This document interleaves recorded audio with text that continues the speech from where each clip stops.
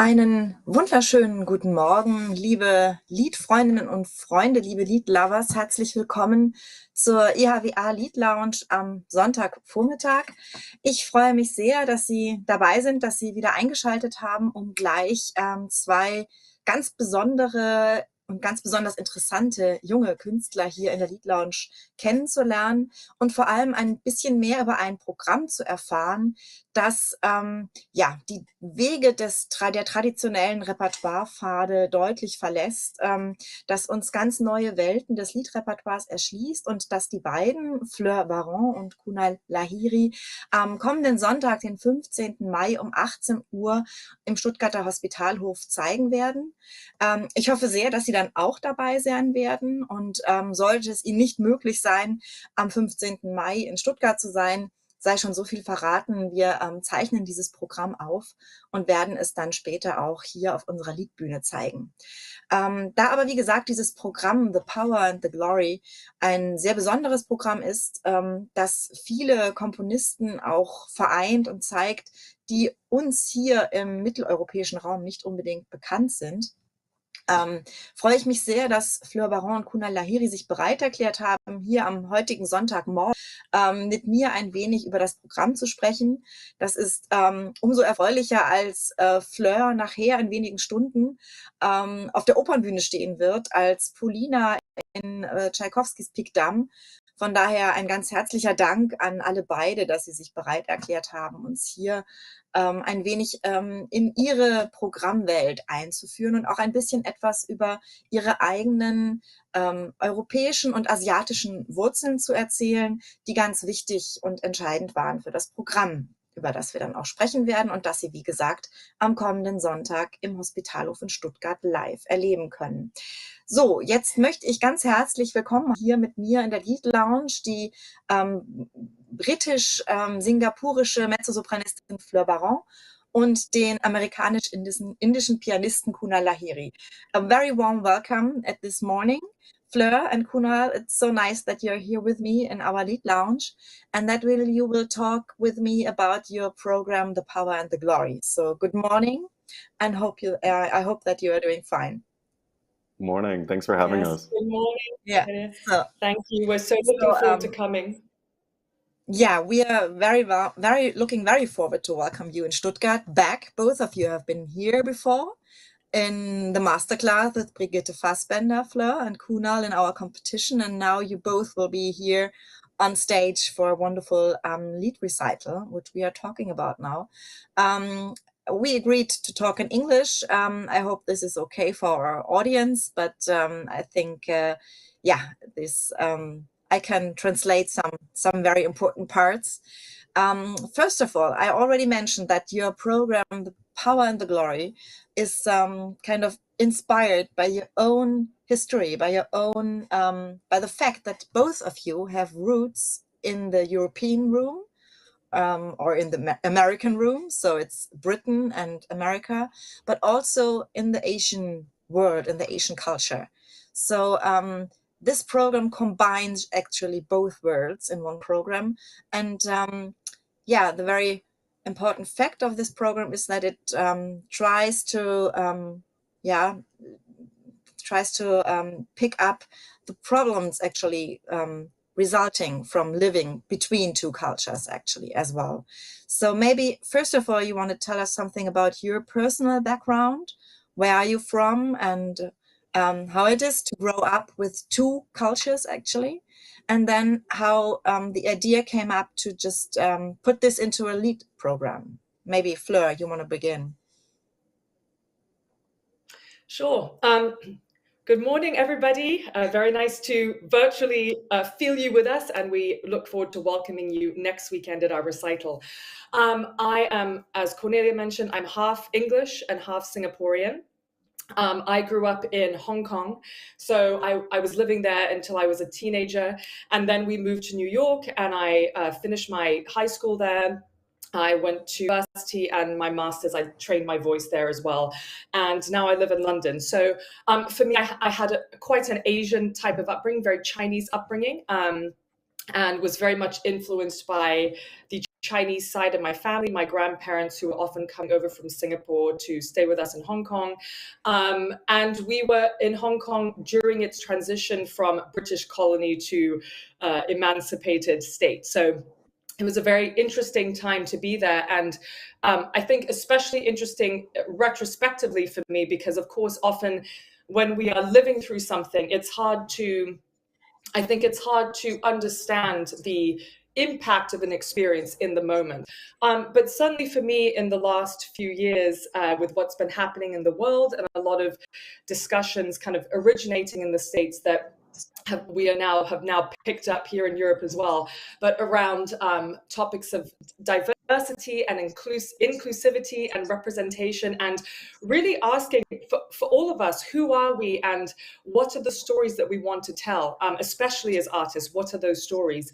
And I think for me, even though I grew up in the Far East, certainly my musical education was very Western. You know, I grew up playing piano and violin and clarinet, and was really terrible at all of these instruments. But it was this very Western-centric musical education, which is great. And it was only kind of in the last few years that I was thinking to myself, you know, what is the tradition of classical music from Asian composers? Who are those composers, and what does, for example, Asia, what does that sound like, and who is writing that? And I kind of had this moment of feeling that as somebody who is from two cultures, as you said, Cornelia, that I probably should know and should perform some of this repertoire, because it not only reflects my own heritage, but also it opens up a whole experience and perspective of what we know as Lieder. It's not just the great German romantics, for example, or the great French romantics. There are so many other people who are writing wonderful songs that we don't hear very much. So it has become a very, very big passion of mine to research and discover and program this repertoire, mixing some composers we already know, like Mahler, like Schoenberg, for example, that we have on our program that you'll hear next weekend, with counterparts, so to say, from the East and from other backgrounds and communities that have been historically overlooked for whatever reason. Kunal? Ja, thank you so much. So, ich fasse das ganz kurz zusammen. Einfach, Fleur hat, wie sie berichtet hat, eine sehr bewegte Entwicklung. Sie stammt eigentlich grundsätzlich die Familie aus Singapur. Sie ist in Hongkong aufgewachsen, auch in einer Zeit, als Hongkong aus der britischen Regierung in einen selbstständigen Staat wechselte.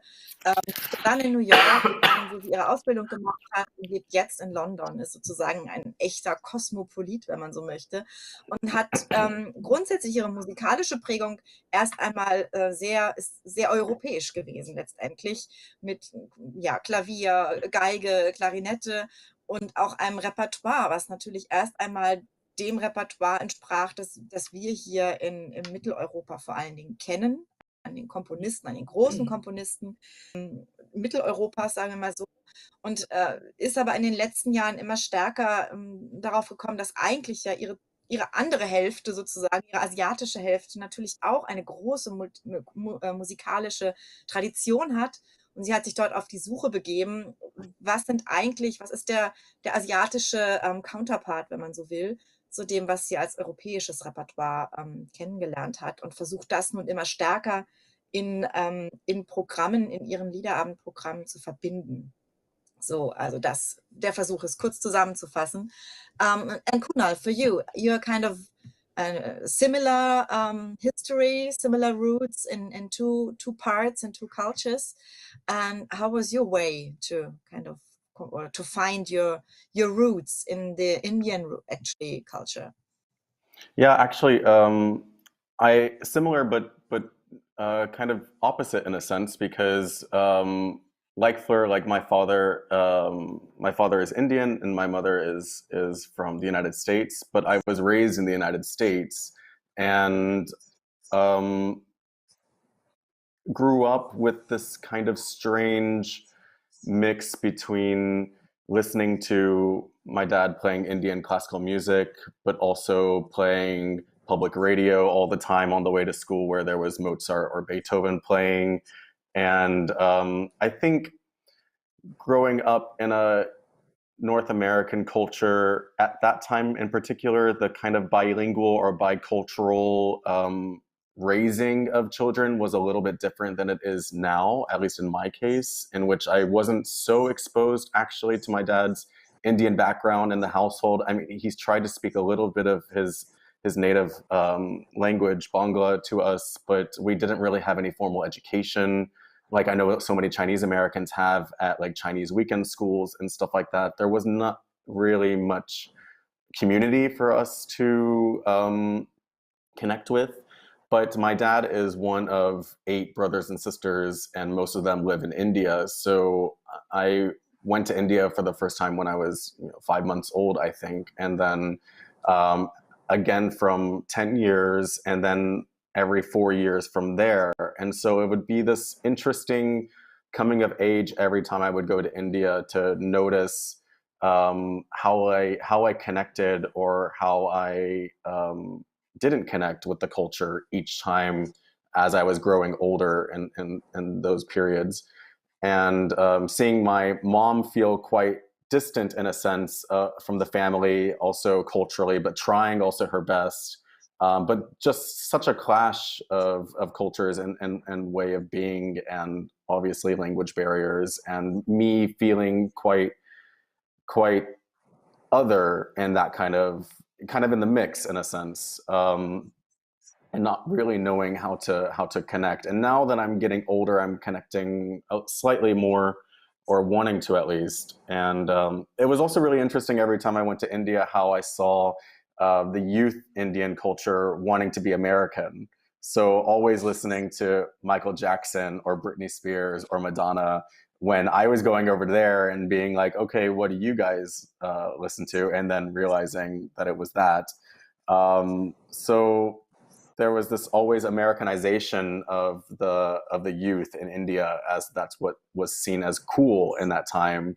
And for me, it was like, how do I find my identity? How do I kind of embrace this Indian side of me that even the Indian side of me wants to become American in a sense? So it was quite confusing. But what I love in particular about this program is being introduced to Kamala Sankaram's music, who has the same exact upbringing as I do. Her father's Indian, her mother's American.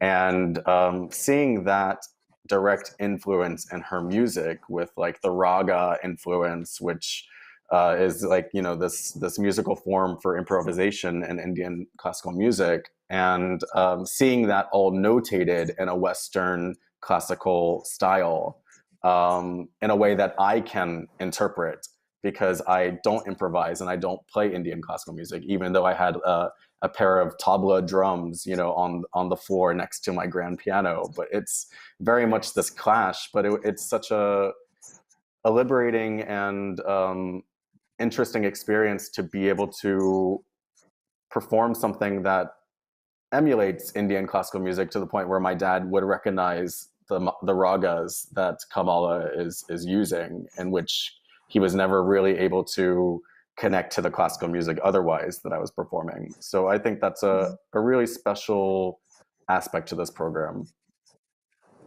Ja, vielen Dank. Also auch Kunal schildert letztendlich dieses Aufwachsen zwischen 2 Kulturen. Sein Vater stammt aus Indien, seine Mutter aus den Vereinigten Staaten, wo er auch aufgewachsen ist.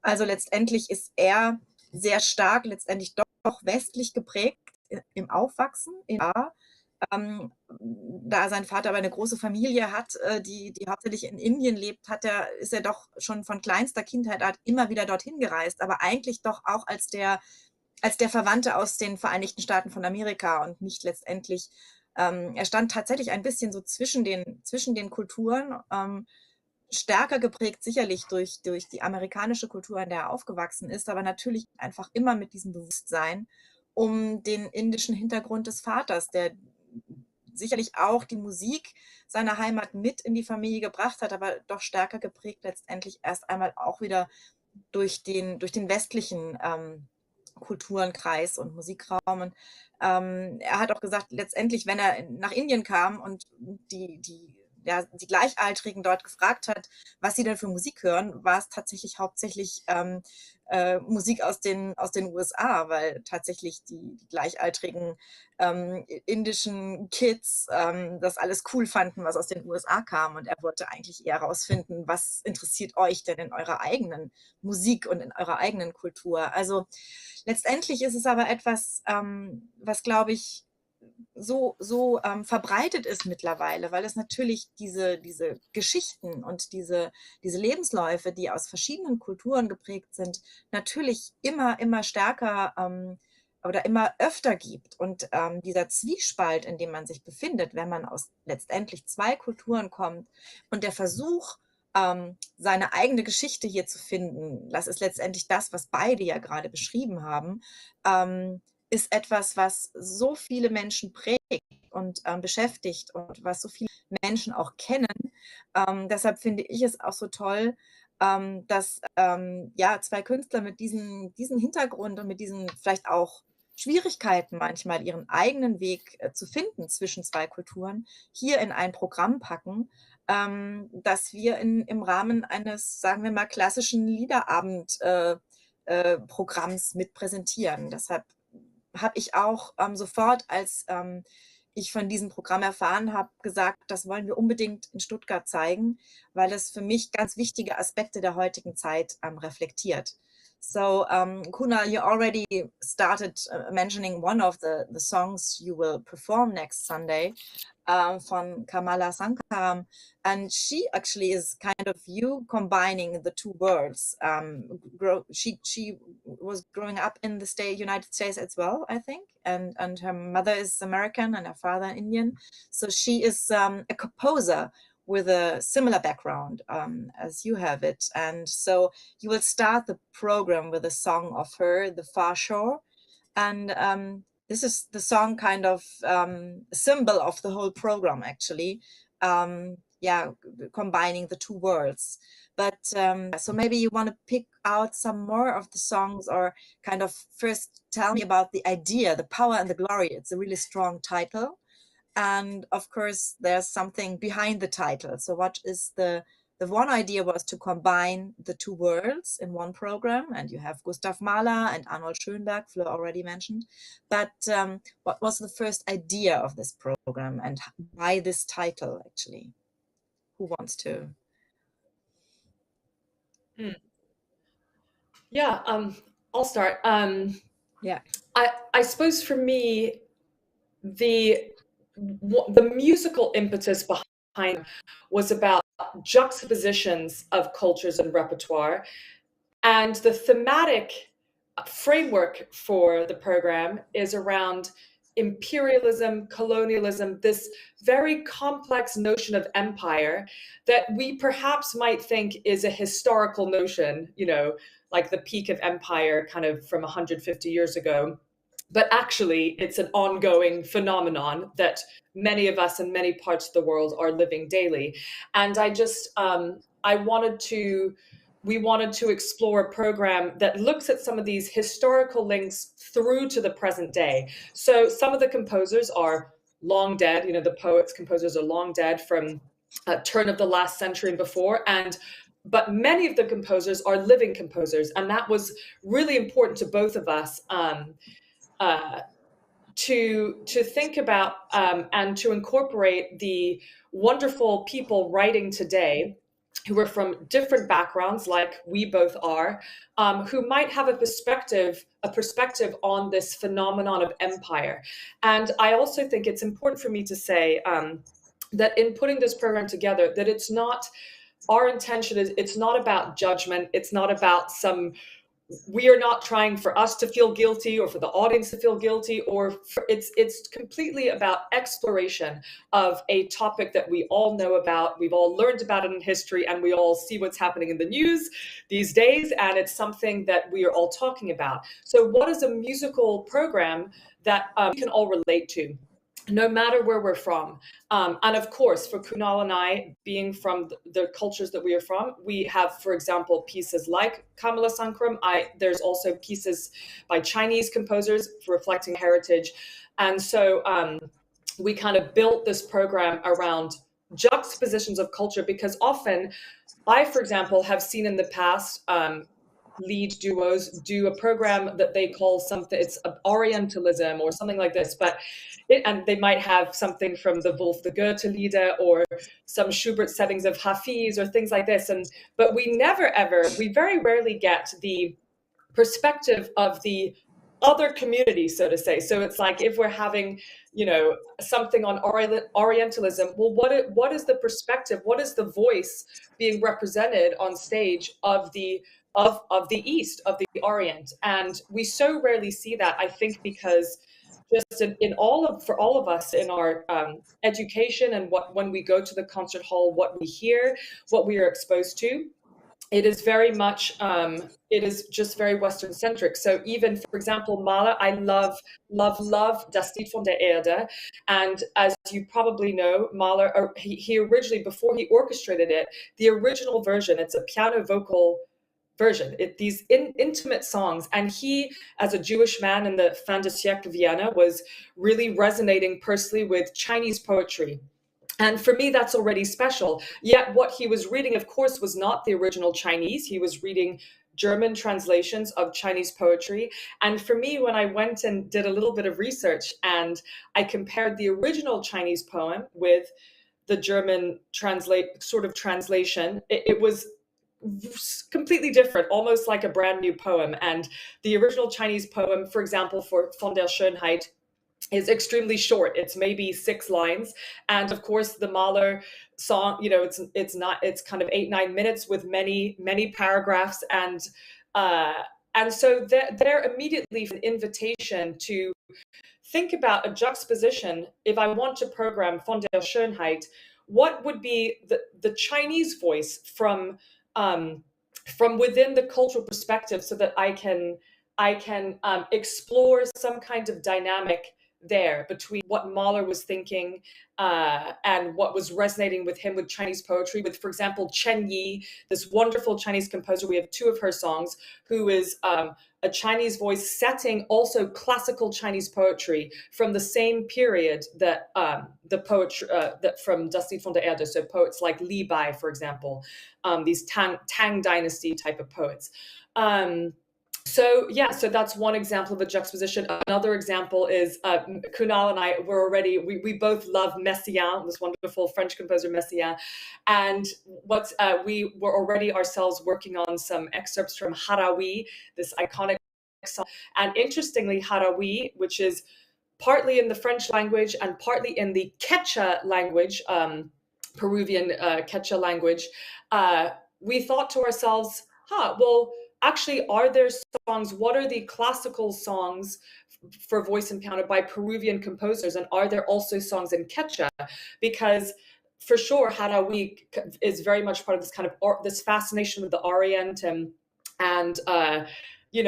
as much as something can be homage, I feel it is important, especially for this program, to also find a voice from within that community. So we're looking at this kind of French Orientalism with interest, and then what is a piece from the Peruvian culture that we could juxtapose the Messiaen with. And so we have this, one of our favorite pieces on the program by Teodoro Valcarcel, a composer who lived at the 20th century, which is called Tungu Tungu, which are this very same words that we also hear in the Messiaen, which is this kind of like a lullaby sound, like a dove, a kind of caressing type of sound. And it's a beautiful song. And we didn't know it before, but we did some research, and even, I tell you, even getting help with finding the pronunciation and the translation was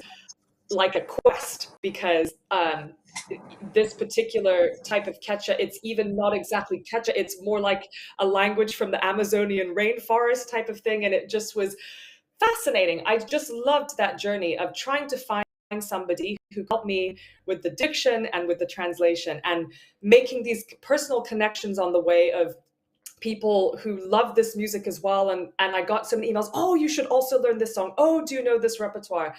Just, it was an amazing gift. And there's just one song on this program, and it opened up so many personal connections and musical connections for me. So that's a lot for you to translate. Ja, vielen Dank.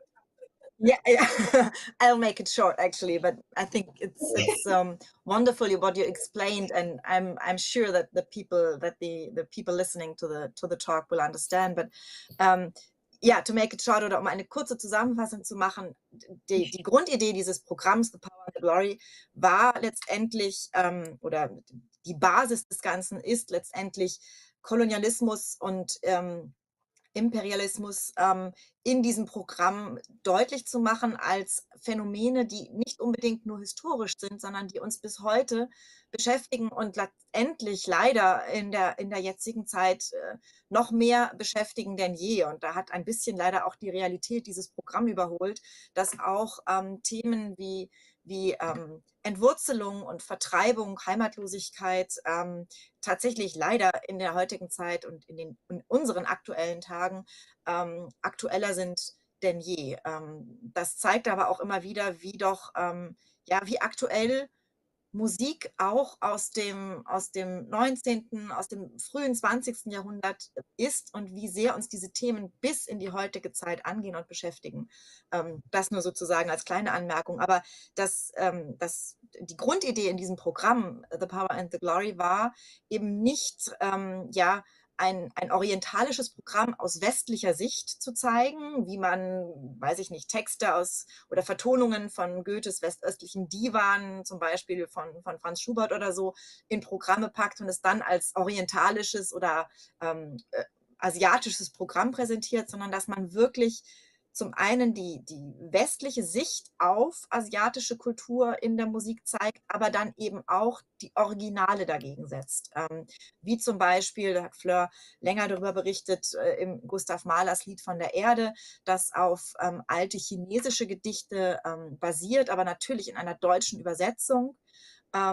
Und das Faszinierende an diesem Programm ist, dass man eben nun auch original chinesische Texte aus dieser Zeit, wirklich aus der ganz alten Tradition in Vertonungen hat. Der große Vorteil ist natürlich, wenn man Künstler hat, die in mehreren Kulturen und auch Sprachen zu Hause sind, dass sie natürlich dann chinesische Texte wie ihre Muttersprache vortragen können. Das findet man natürlich auch nicht so oft. Und ein ähnliches Beispiel ist aber auch Messiaens Dundujil aus dem großartigen Liederzyklus Arabi, das auch Teil des Programms sein wird. Und in diesem Zyklus spielt Messiaen mit einer alten südamerikanischen Sprache, Quechua. Und die beiden haben sich dann auf die Suche gemacht. Die haben gesagt, bei Messiaen ist wieder letztendlich eine zentraleuropäische Sicht auf diese Sprache und eine Verarbeitung dieser Sprache und wo sind die Originale. Und dann haben sie sich auf die Suche begeben und geschaut, wo gibt es denn einen Original-Quechua-Texte, die vertont wurden, und das eben nun auch gefunden und in diesem Programm vereint. Also eine ganz spannende Spurensuche und vor allen Dingen eine wirklich sehr spannende Gegenüberstellung verschiedenster Traditionen. Letztendlich ein globales Programm, wenn man so will. Und bevor wir dann, denke ich, gleich zum Schluss kommen und ich hoffe auch wirklich unser Publikum neugierig gemacht haben auf das, was sie da am 15. Mai im Hospitalhof erwartet, vielleicht noch einen Satz zu der Uraufführung, die es auch geben wird. Es gibt eine Auftragskomposition, die wir in Zusammenarbeit mit Momentum, Our Future Now, realisieren konnten. Und vielleicht möchtet ihr uns zu dieser Uraufführung, die ja doch auch etwas sehr Besonderes ist, kurz noch was erzählen. Kunal oder Fleur. Pass it to Fleur because you have a lot more intimate association with Zubi. Okay, so we are so excited to be doing a world premiere for you in Stuttgart. This is an Uyghur song composed by Zubaida Azezi and Ido Frenkel. And Kunal and I had commissioned an Uyghur song last summer for the Aix-en-Provence Festival, where we first did this recital. called Ananurhan, which is also going to be on this program. And basically, this came about because shortly before the pandemic, I was on YouTube, and as often happens, you're listening to lots of random things, and I somehow discovered Uyghur music on YouTube. Just, I don't even know how, just was a rabbit hole that I fell down. And I loved it so much because Uyghur music, it's especially the folk tradition, it's incredibly joyful. It's very rhythmic, even when the pieces are, even when the texts are sad, which is what we found out last year with Ananurhan, which is really interesting. It's quite a tragic text, but the music is incredibly dynamic and vibrant and rhythmic. And Zubi, who is Uyghur, she grew up in Uyghur land in Xinjiang in China and now lives in the States. And she also helps me with the pronunciation and providing some historical context for the pieces. But she said this is the rhythmic energy of Uyghur music is completely about resilience of the spirit, and I just thought an incredibly beautiful thing.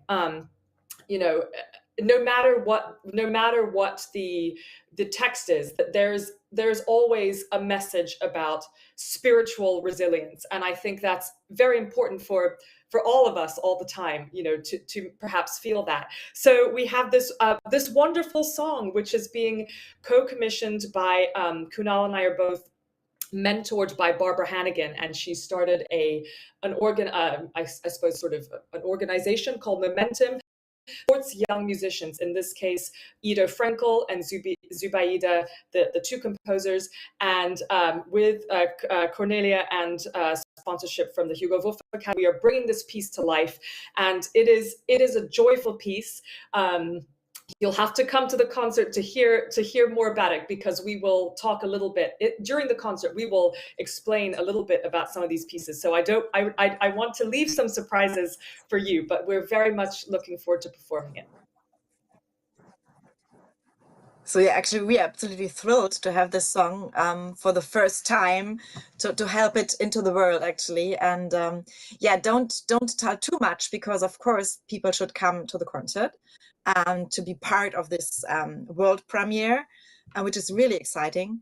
And we are so happy that we could part of this wonderful cosmos you're kind of presenting in this program, and to opening actually new worlds of lied and of music. So yeah, maybe for the moment, this is should be enough to make hopefully the audience curious to come to learn more about the different music worlds and kind of yeah, the different yeah, parts of the world you bring together in Stuttgart next. So yeah, and of course we will talk a bit during the concert, and after the concert the audience will have the chance to kind of also give some questions to you. So we won't stop talking now. We just make kind of short break for a week, and meet then again in Stuttgart live in the concert hall. And as I already said, yeah, we will record the concert and put it then in our online Liedbühne, because I think this program is so special, and it's kind of really a global program. So everybody in the world should be able to watch it. So I then hope afterwards, after the crowded concert hall in Stuttgart, we will have a lot of kind of a big audience in the internet as well. So yeah, if there are some more kind of yeah, points you want to mention, or Kunal, for the program, please do now.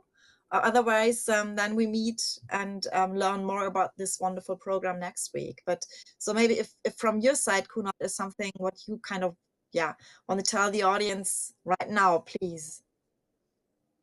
I just want to mostly thank you and the Hugo-Wolf-Akademie for daring to bring this concert to your audience that is so cultivated in lied, and yet will still not be familiar with a lot of this work. And I think that's a really exciting exchange that we're both really looking forward to have.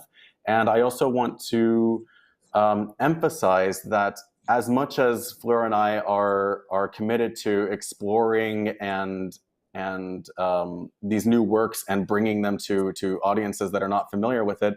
Our goal at the end of the day is to create an experience that people can feel also and that people can resonate with. And I think always at our number one priority is to create beautiful, expressive, emotive music, no matter what the background or influence is. And you know, Fleur and I love Hugo-Wolf, we love Brahms, we love Schumann, we love all of the Western classical lead canon. And what's so powerful is that we are able to find a lot of this expression all around the world, actually, in places that we didn't even know composed song for piano and voice. And so I think it's important to recognize that even though a lot of these sound worlds may seem exotic or unfamiliar, there actually is a common thread that all of us as humans of Earth can respond to and connect with, and that is ultimately our goal in bringing this recital to you all. And I think it's very telling. The very first song is called "The Far Shore," and it's talking about the ocean of rebirth. And I think that's what we're trying to do with the song recital, at least with this program, is just to transport people to a new place that is actually still very inviting. And we can all experience a rebirth in this sense in our understanding and relationship with song. So thank you for bringing us this opportunity. Ja, sehr, sehr gerne. Vielen Dank für diese schöne Zusammenfassung letztendlich nochmal. Und wir öffnen unsere Konzerttüren wirklich sehr, sehr gerne für dieses außergewöhnliche Programm. Denn natürlich, wie ihr beide, lieben wir Hugo Wolf und Franz Schubert und Johannes Brahms und machen ja auch sehr viele Konzerte, die sich diesem klassischen Liedrepertoire widmen. Aber unser Anspruch als internationale Hugo-Wolf-Akademie ist es eben nicht bei Hugo Wolf und Konsorten letztendlich stehen zu bleiben, sondern eben dem gesamten Liedrepertoire auf dieser Welt ein Podium zu bieten. Und das ist natürlich sehr schwierig. Man muss auch Künstler finden wie euch, die das tatsächlich in so wundervollen Programmen zusammenbringen. Aber vielleicht ist es auch ja, eine Ermutigung an andere Künstlerinnen und Künstler, die, wie gesagt, viele haben ähnliche, ja, multikulturelle Hintergründe letztendlich wie ihr, sich auf ähnliche Suchen zu begeben. Und ich kann jetzt einfach nur das Publikum nochmal herzlich einladen, sich auf diese Reise, Kunal hat letztendlich gesagt, The Far Shore, dieses erste Lied im Programm ist die Reise letztendlich zu einem neuen Ufer, zu einer Wiedergeburt. Das sind sozusagen Gedanken, die in diesem ersten Lied aufkommen, die uns alle beschäftigen. Und ich kann das Publikum nur auffordern, neugierig zu sein, sich auf diese Reise mitzubegeben, neues Liedrepertoire mitzuerkunden und letztendlich ein Programm mitzuerleben, das ein Stück weit ein Spiegel unserer Zeit ist, in der einfach die Welt manchmal ziemlich klein zusammenschnurrt, weil mittlerweile alles so verfügbar ist, aber es doch immer wieder auch neue Dinge zu entdecken gibt, gerade wie eben Musik, die nicht im zentraleuropäischen Kanon verankert ist. Und ich finde, dieser Musik müssen wir unbedingt ein Podium geben. Und vielleicht noch ganz kurz zusammenfassend zu dem, was Fleur gerade noch gesagt hat, die Uraufführung, auf die wir uns alle so freuen, stammt von einer uigurischen Komponistin, also einer jungen Komponistin, die in der kleinen uigurischen Minderheit in China aufgewachsen ist, mittlerweile in den USA lebt. Und die beiden, also Fleur und Kunal, eröffnen uns damit wirklich einen ganz neuen Kosmos von Musik, nämlich von uigurischer Musik. Fleur sagte, dass das Charakteristikum dieser Musik ist, dass sie unglaublich rhythmisch ist und letztendlich auch große Lebensfreude versprüht, selbst wenn die Themen manchmal sehr, sehr traurig sind in den Liedern. Sodass ich nur sagen kann, wann hat man schon mal die Gelegenheit, sich diese Musik kennenzulernen und sich damit zu beschäftigen und so viel Neues zu entdecken in einem einzigen Programm, in einem einzigen Abend. Also euch vielen herzlichen Dank für dieses Geschenk, das ihr letztendlich uns allen macht, indem ihr so viele verschiedene Kulturen in einem Programm vereint. Und wie gesagt, ich finde, es gehört absolut zu unseren Aufgaben, diesem Programm einen Platz zu geben und auch in Zukunft anderen Programmen dieser Art und vor allen Dingen auch Liedern aus sämtlichen Kulturen dieser Welt ein Podium zu geben. Also vielen, vielen Dank. Thank you so much. Thank you for the time this morning. And Fleur, toi, toi, toi for the performance later. Have a good week. Have good rehearsals next week. And then I'm looking really forward to meet you next weekend in Stuttgart. And I'm absolutely thrilled. And yeah, let's see what happens in the concert. But I can promise the audience that they will have a wonderful time, and that they will experience new things which they never heard before. Thank you. And see you next week. And hopefully, ich hoffe, dass auch wir, liebe Zuhörerinnen und Zuhörer da draußen, uns dann nächste Woche in Stuttgart sehen. Einen schönen Sonntag wünsche ich Ihnen noch und see you next week. Bye.